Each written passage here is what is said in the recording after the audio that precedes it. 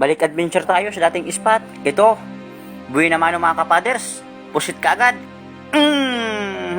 Lagata ka dyan. Nagtatago sa ilalim ng kulapo. Butit nakita ko kahit malayo pa.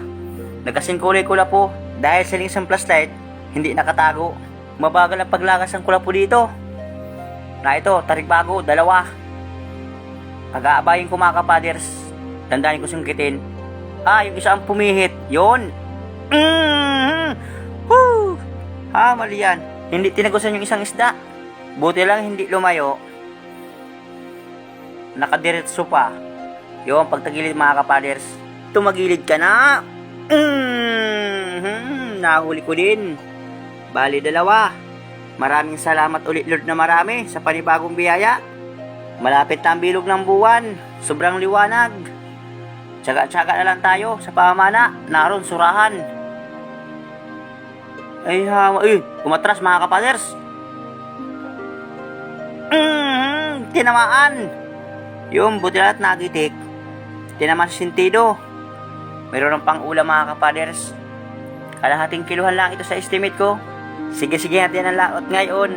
At baka pagliwanag ng buwan, pahinga muna tayo sa paglaot. Nandito mga kapaders, guntingan. Doon sa unang ko, pero ako napansin, ito man ang panain ko. Guntingan, pang-ulam. Naroon sa unahan mga kapaders yung bibiya. Naroon nakatagilid. Igakasok ko ang pana. Pang-ulam, pang-ihaw. Yung bali dalawa. Para ito pang-ulam mga kapaders. Ito sa aming guntingan. Bihirang bintahan dito kaya pang-ulam na lang.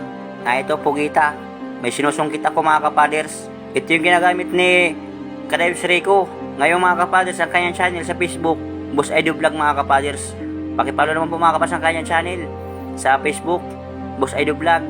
Si Kadayos Rico saka si Boss Edu Vlog isa mga kapaders. Ito na. Lumabas na. Yun. Kwartang linaw. Nagbuga mo ng tinta.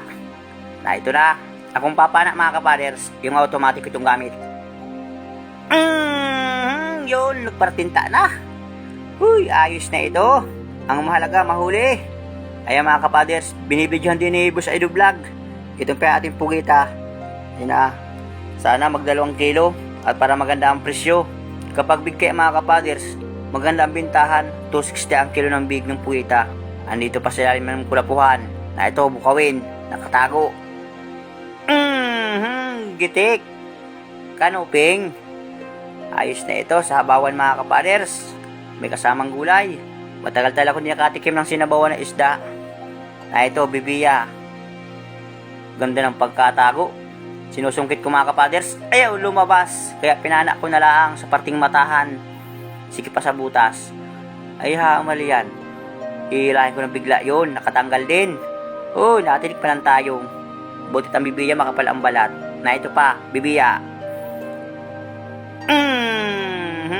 Hindi ko na sinungkit mga kapaders. Alanganin kapag sinungkit, baka lalo sumuot sa pinakang ilalim ng butas. Unti-unti ko nang pinupuntahan yung mga dating spot na ating pinanghuhulihan. Malinis ang mga kapaders. Madalang na ang kulapo, kaya lang mabagal pa. Yung mga dating spot na iba, makapal pa ang kulapo, dito medyo manipis na. Hamal ito, papahirapan pa ako. Hamal ka? Tatagilid ka pa? Ito, sulit pa. Hamal yan. Ulitin natin. Ayun, tinamaan din. Masasayangan pa. Malaking sulit pa naman. Ayos na itong pandaradagdag. Makadali siya mantika kaunti na naman. Na ito pa. Pusit naman. Ngayon mga kapaders, ang pusit, pambinta na lang. Bawal naman tayo ng pusit kumain. Hamal yan. Sa puno tayo kinabagan ng tiyan. Hanggang ngayon, hindi lang makakain mga kapaders. Sumasakit na ang tiyan ko. Kaya ng allergy. Lalapitan ko yung aking lalagyan.